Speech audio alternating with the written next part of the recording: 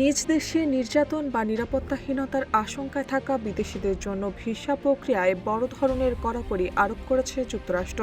নতুন নীতিতে যারা নিজ দেশে ফিরে যাওয়ার ভয় বা নিপীড়নের আশঙ্কার কথা স্বীকার করবেন তাদের ভিসা আবেদন সরাসরি বাতিল করা হবে। মার্কিন সংবাদ মাধ্যম দ্য ওয়াশিংটন পোস্ট জানিয়েছে, যুক্তরাষ্ট্রের স্টেট ডিপার্টমেন্ট ইতিমধ্যেই বিশ্বের বিভিন্ন দূতাবাস ও কনসুলেটে এ সংক্রান্ত নির্দেশনা পাঠিয়েছে। নতুন নিয়ম অনুযায়ী প্রতিটি নন ইমিগ্রেন্ট ভিসা আবেদনকারীদের দুটি প্রশ্নের উত্তর দিতে হবে। প্রশ্নগুলো হলো, নিজ দেশে বা সর্বশেষ বসবাসের স্থানে তারা কোনো নির্যাতন বা দুর্ব্যবহারের শিকার হয়েছেন কিনা এবং নিজ দেশে ফিরে গেলে এমন ঘটনার আশঙ্কা আছে কিনা।